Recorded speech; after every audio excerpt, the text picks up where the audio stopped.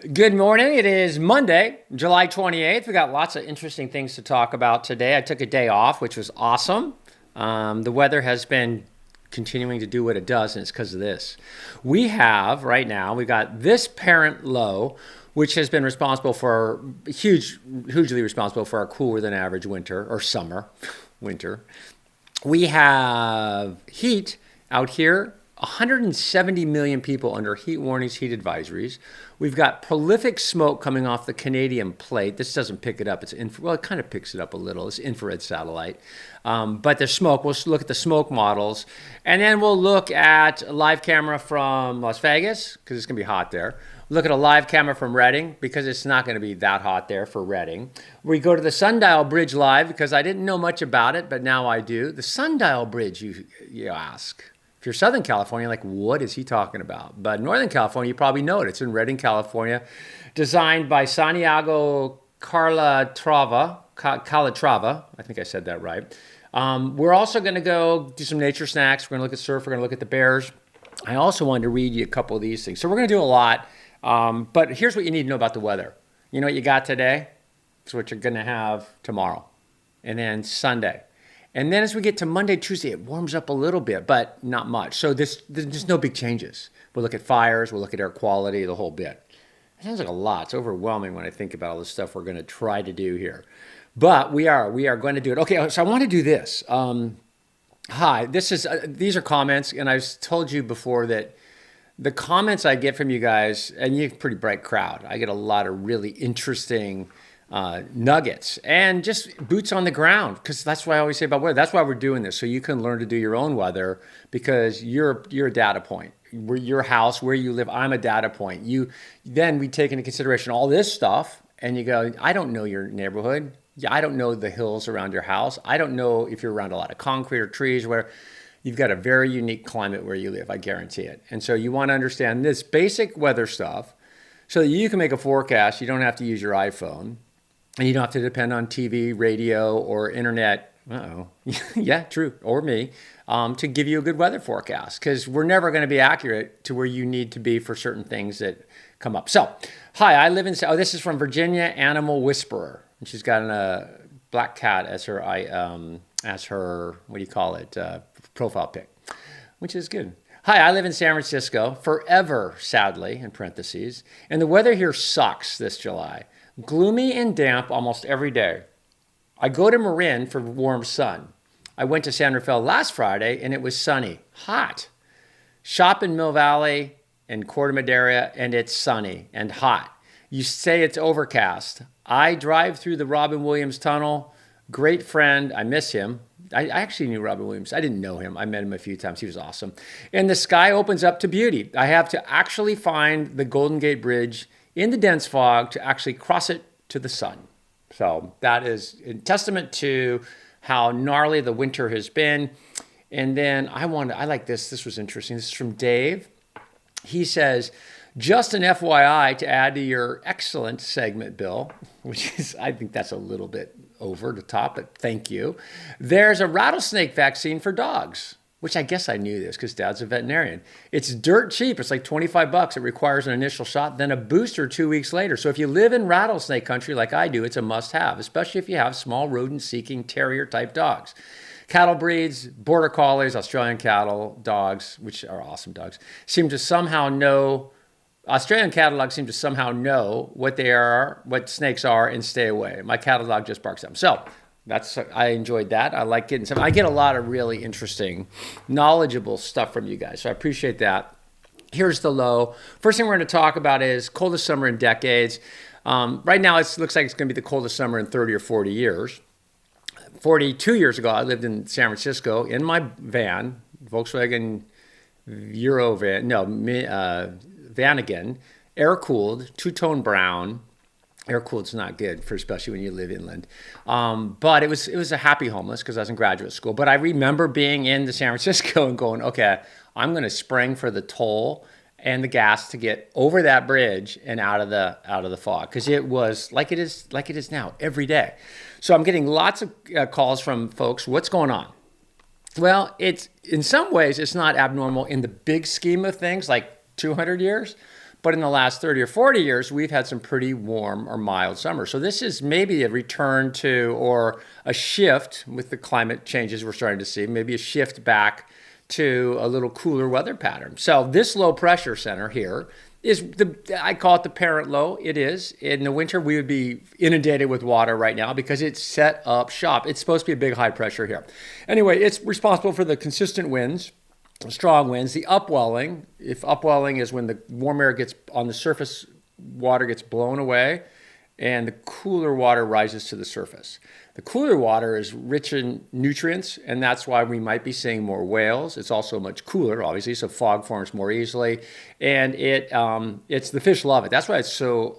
Upwelling is a standard feature. It's just been a consistent upwelling off our coastline. So here, San Francisco coastline, Southern California as well. These blues represent below average temperatures, sea surface temperatures. Okay, that makes sense. Then we look at the water vapor pressure deficit. All you need to know is, see these blue areas? That's where the fog and the cool, moist air off the coast is coming inland and evaporating and cooling. And you see it minimizes, but it's all the way up into Chico, right? Or almost Chico, maybe Marysville, Yuba City. But you can see the inputs. You can see it right here. And San Francisco, Central Coast is getting the most of this water vapor deficit, if you will, or of the fog, the cool air. And so it translates into here, and it translates into here. Now, not to say Redding has had some very hot days, but Redding is, they have a little bit of cooling from it, but not much. So anyway, the water vapor deficit, we're just looking at reasons for the cooler weather, and then we've got sea level or sea surface winds. And if I move this through, this is surf line, see the dark browns. Those are pretty significant winds, like 17 knots there off San Francisco. Just, as we go into tomorrow, Saturday, Sunday, 19 knots. It's a consistent wind creating the upwelling. And then here is the result. This is the live camera from this morning, which is probably a much lessened fog field than we've seen. And that's a function of the low pressure kind of destabilizing the high and eroding, or it could be a little bit of a function of those stronger winds too, blowing down the coast. You can actually see the winds blowing down the coast. And you're going to see clearing today in Southern California. You're going to see fog clearing today in the Salinas Valley, but there it is. You can see that big push. And you see the cooling impact. It's July. It's late July, and we're seeing temperatures in Sacramento in the 80s. We're seeing temperatures in Redding in the low to mid 90s, or actually I think upper 90s. But still, that's not that warm, but it is very mild in Sacramento Valley. It's been very mild around San Francisco. And here is the fog. The marine layer is a little shallower today, and so it should be a little warmer. And we're already seeing more sunshine. Here's how the marine layer looks this morning, looking down at Mill Valley from the top of Mount Tam, 2,500 feet. Just because it's beautiful, right? That's awesome. I love this shot. And again, so like my friend Casey, I said Casey, gosh, I forgot my buddy's name, out in the ranger out in Point Reyes. Chime in on this. Calvin, was it Calvin? God, I'm so sorry. But he's a ranger out there, and he says he uses this camera every morning to tell people where, because they come to the hike out towards Muir Woods and stuff, and he goes, and to tell people where the fog's going to be, because you can tell, like that picture, you can tell, oh, if I want to go up the top of Mount Tam, no fog, right? I want to go up the south side of Mount Tam, no fog. Go up the west side, there might be a little bit of fog on the way up. Here is the inversion. The profiler is up and running. This is right now, and this represents about 1,600 feet, pretty shallow. It was a little deeper last night to 1,800 feet.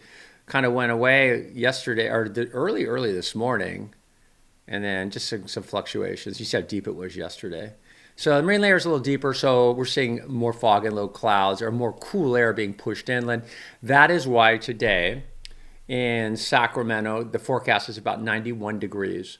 Redding today, 97. We're going to go to Las Vegas, 105. San Francisco 67, Los Angeles 78. So just take a look at that. That is an awesome summertime temperature footprint. I like it. In terms of fire danger, we don't have any watches. We don't have any warnings. We're in pretty good shape that way. Here we go with the Sundial Bridge. I'm going to reboot it because it sometimes does this. I'm an expert on the Sundial Bridge. Now, I think it's beautiful. They're going to go 97 degrees in Redding today. I didn't realize, you know what I didn't realize? I didn't realize, first of all, the tower is 217 feet tall. There's the Sundial Tower. The deck is plexiglass, see-through. That's kind of cool, right? And then this is the Sacramento River here. And you can see people dressed. Before, well, I'll talk about that some other time. I can kind of get going on. We used to, in the old days, I'd use weather cameras, live cameras to do kind of like, when I'd start the weather at Channel 2, I'd start off with live cameras out in Livermore or wherever, because you can tell a lot about the day it's going to be by, well, we can see it, but y'all see what people are wearing. And so you go, yeah, it's going to be a pretty warm day. Or it is already pretty warm in the 80s at this point. But a beautiful day, lots of tourists out on the bridge. The river runs good this time of year because the snow continues to melt. A big run of, well, it's just a lower this is considered the lower Sacramento River below Lake Shasta. The sundial actually works. Moves a foot a minute, the shadow of the sundial.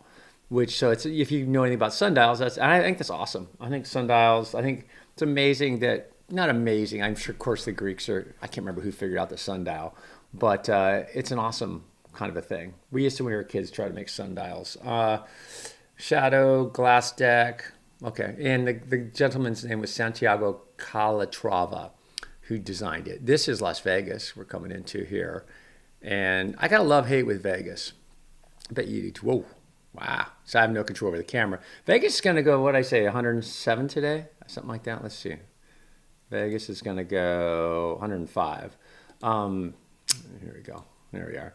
And you can see how people dress. So it's already in the 90s in Las Vegas. I know. Love-hate with Vegas. Love-hate with Vegas. There's like, I kind of like the mouse. What up with that? And how hot is that going to be, bro? Dude. Oh, it's Woody. That's Woody. It's a bad Woody.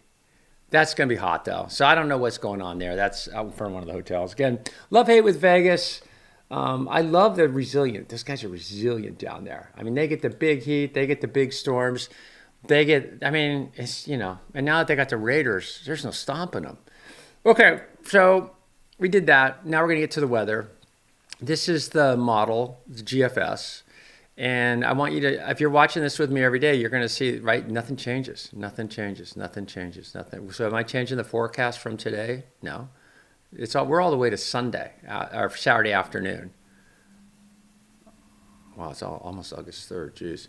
And then you see this, and then right when it starts to warm up here on Sunday, it warms up a little on Sunday, but then this little trough. See how it drops down those black lines? Right? So, and then there's another opportunity to warm up. This is weird. And then you see the high kind of stretching out and building out, trying to establish itself. And then it gets cut up again, undercut by this low. So isn't that interesting? It's like nature is just not having it. It does not. So what I just showed you, there's no warmth. I mean, it's going to warm. It's going to be in the 90s today in the Central Valley. I suspect somewhere around Tuesday, Wednesday next week, especially on Wednesday afternoon, we may see temperatures back into the 90s in Sacramento, but just in time for the next weekend, which is cooler. Wow. Okay, so we can flush this out with the North American model. These are forecast highs. It's hard to read. Look at the colors. So here is this afternoon. This is Monday afternoon. It says Tuesday afternoon, but we're in Zulu time, Greenwich Mean Time. So this turns out to be Monday afternoon. 90. If you want to know more about Greenwich Mean Time, Zulu, all these weather models are done in Universal Time. So this is the forecast high for tomorrow, for Monday afternoon. And you can see 98 down towards Bakersfield. Some real heat, 100 in Bakersfield. But Redding, just 95 degrees, so like today. Now we're going to go to the next day. And then you see the same thing. So this is Tuesday afternoon. Little warmer, but you see what the thing to note here is, see the bite, see the cooler. That's that water vapor deficit, or just cool sea breeze. Just cool sea breeze. A little warmer in LA. They're not going to get quite the sea breeze we have. And this is all brought to us by a low pressure just to the north, which has been living up there. And so that is Tuesday afternoon. Now we go to Thursday afternoon. So what I'm showing you is no big heat. This is all run-of-the-mill stuff. This is all manageable stuff for California in terms of fire danger, in terms of everything. So here's the low. Underneath the low is this pretty persistent onshore wind. We're getting upwelling. This whole summer, we're seeing cooler sea breezes visiting the coastal areas and the coastal valleys, and that's what we're seeing. And that affects the temperature in Sacramento. Even though Sacramento is not really a coastal valley, the Delta breeze, which is our sea breeze, turns into, instead of 98 degrees, it's 85, 88 degrees in Sacramento. So they're being cooled as well. So just everything's connected. Okay, and then this is the kind of a giant story to me, because you know how I feel about heat. Heat's the thing that exacerbates pre-existing conditions and affects literally, I don't care who you are. I don't care if you're the guy. I used to be that guy. I used to go running in the heat. I love the heat. It's so awesome. It's so awesome. Not really. I was just making noise. That kind of heat just messes you up when you have temperatures that are in the, 95 degree range with 60% humidity, 60 degree dew points, just ridiculous amounts of heat. And then you got some bad air quality coming down from the Canadian plate from those fires that continue to rage. So here are the watches and warnings. Let me see, I think this must be a thunderstorm lightning risk. Okay, that's in that area. Okay, yeah, okay. Little chance of thunderstorm and lightning. I see what that is too. This is drier lightning risk, 10 to 20% for Trinity County, of eastern Trinity County. So some thunder and lightning possible up there. And that, again, would be brought to you by some subtropical moisture. We'll take a look at that coming up in a minute here. These are the forecast highs, or these are the highs for today or from today. And we are talking about that heat in the nation's middle. Well, actually, let's give it a little more time here. So I'll go back. Boom, there. So you can see, look at all the 170 million people under this heat. These are extreme heat warnings and heat advisories. Extreme heat warnings are in purple. And then you got red flag warnings in these areas. So yeah, I mean, it's just, this is huge. It lasts a couple of days, and heat's the thing. It's the thing that if someone, I said this the other night, but if someone dies of a heart attack, heaven forbid, the heat doesn't get the blame. It's like, oh, you died of a heart attack. Somebody dies of some kind of pre-existing condition. The heat exacerbates stuff. So when I see 170 million people, and I'm sure that you could do, there's probably statistics that show emergency room visits and things like that, but I don't care who you are, heat will mess you up. It messes me up, and I'm old now, but when I was young, it messed me up too. Remember how you come in from playing outside in a hot day, and little kid, and how just kind of wiped out you would be? Well, now translate that to an 80-year-old man, or my dad who's 98 years old, people who can't get out of the heat. Here are the fires up around north of Saskatchewan, and you can just see it's proliferating all over the place, and especially down into Minnesota, as it has been all summer for the most part. These fires have shifted a little bit more to the west, but a lot of fires up there, really busy. Air quality impacted by these fires, but not so bad for us. This will load up. This is that slow load model. Doing a lot today. I kind of bit off a lot because I wanted to talk about the coldest summer in decades in the Bay Area and kind of why. And I kind of gave you some preliminary reasons for why it's going to be cooler. But when it's said and done, my buddy Jan Knoll or state climatologist guys are going to get together and go, okay, and they're going to crunch the numbers, and they're going to go, okay, they're going to quantify and go, this is what it is. Right now, we're just going 30 or 40 years, coldest in decades. Is that San Francisco? Is that San Jose? Is that Auburn? Right? So it's nice when you get to the end of the season and you can put a stamp on it. And I've always been that way. I learned that from Jan Knoll, who's an awesome meteorologist. He taught me, he goes, just don't get too caught up in the coldest ever kind of thing. Wait till it's done and wait, because weather's weather day to day. Climate is, you have to look back. We don't really know what's happening now. I gave you some mechanisms, but we don't really know what's happening now. But when it gets out a year from now and we can look at all the numbers laid out across, not me, I'm not a good statistician, but they're going to go, oh yeah, that's what happened, right? They'll tie it to something, or they'll tie it to something more tangible. or make it more tangible. Okay, so here's the smoke, the East Coast. And remember, they got heat, not quite as much heat out there. And then you can see really bad air quality in Manitoba, in southern Saskatchewan. And then for us, boy, California, you guys were crushing it in terms of fire stuff. Now, if we can go right to, I don't know if I have, I don't have my PurpleAir up today, but we don't have a lot of fire stuff going on. So the 6 to 10 day temperature outlook, that's not starting until August 2nd. Looks like it's going to be more normal, not below normal, not above normal, but more normal, which we haven't seen in a while. So we'll see. And these are kind of just models. It's the same thing we just did. The models, taking the models out a long way and going, where's things expected to happen? And then above average rainfall, which would be awesome for these zones, because it is nice to see. This implies not a ton of thunderstorms, hopefully, but it implies extratropical potential rain or showers, in my mind. So that would be good for firefighting efforts. Whew. Trestles, cloudy. Lower trestles, small, 1 to 2 or 3 foot trestles, where they're going to have lower. This wave in particular is where they're going to have the Olympics, and of course the time of year they have the Olympics will be, it's pretty awesome. The summer months and the fall, because you have hurricane swell. But this is actually some of the better conditions they've had in a while this time of day, because it's so glassy. When you start surfing, is like water skiing or wakeboarding, you want it glassy, and you want everything. Isn't it funny? Fishing's the same way. You want it glassy. Glassy at Santa Cruz. This is Steamer Lane. Swell is 1 to 2, maybe 2 to 3, maybe. Tide's a little goofy right now, so it's not really working. There's not a lot of swell coming our way well, I'll show you. I think I got some, yeah. We can look at the swell model here. So this represents swell interval. So real swell, right? So let me move this down here to California. Well, I want you to see the whole thing. So it's Southern Hemisphere, right? We're coming into we're in summer, they're in winter, right? So in the Southern Hemisphere, look at all that energy coming up. Those are southerly swells. So by the time we get to next week, we're going to start to see some of this showing up, which is awesome.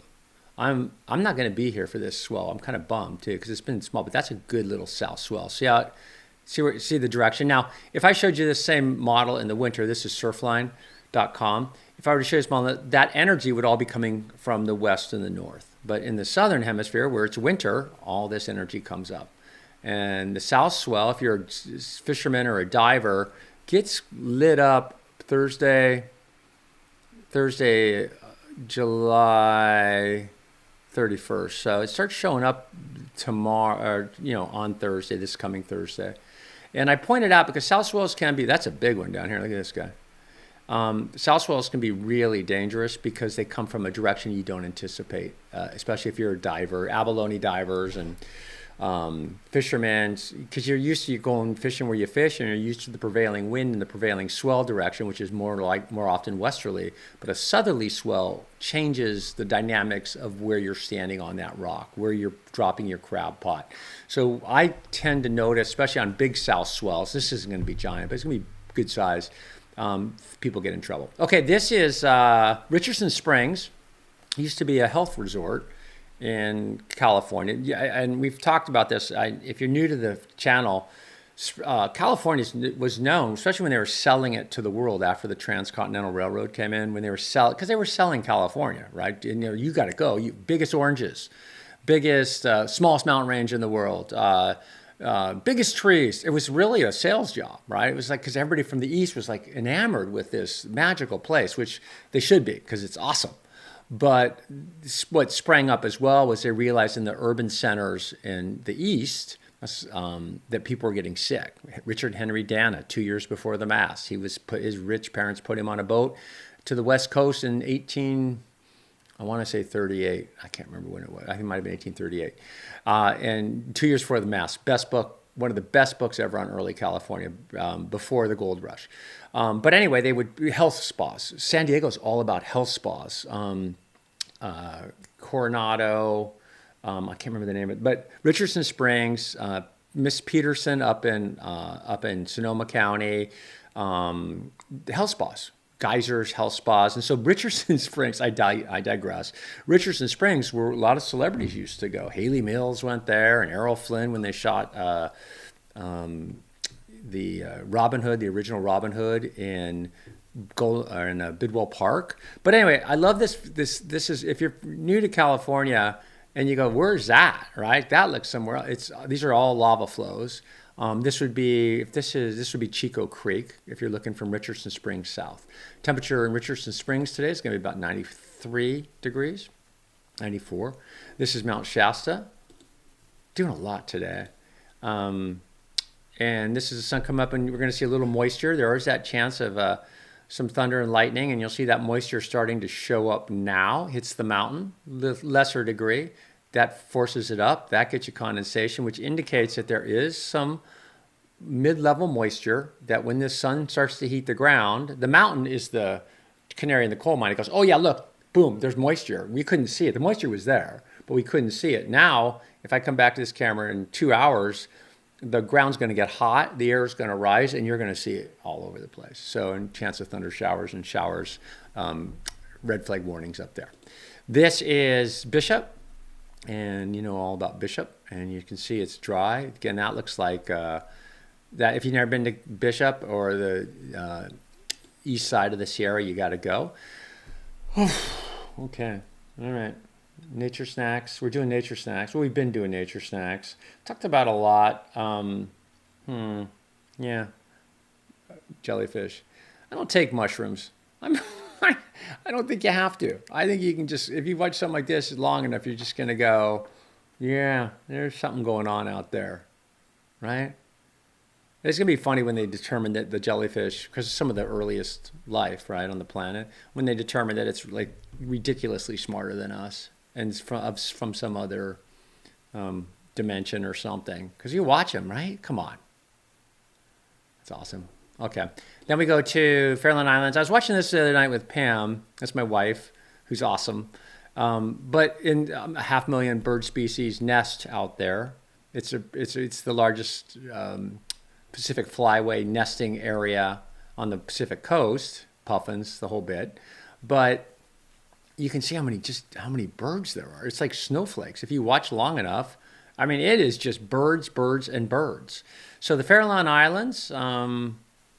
A beautiful day out there. It's kind of interesting, right? It's not foggy out there. Okay, and then we got Puffins, but that is a mirror. Sometimes he's got some on his, oh no, a beautiful bird though too. Maybe it's a different kind of Puffin, but I think that's a mirror. And then we look at the bears. We have, this guy's been going at it all day. Started watching him earlier this morning. I think it's one of the cubs. I've seen a giant fat bear here before. And then remember, they've been doing this nonstop all day. I don't know if they rule at night, but I wouldn't be surprised if they did. But this is an amazing scene. I mean, right? You've spent your whole life at sea, and then you come back to a place because you can smell up the creek where you came from, and it's everything you can do to get there. Okay, I'm running out of time. This camera may cut out at 30 minutes. Hope you have a good day. I hope I explained some things. Just know it's steady as she goes weather-wise.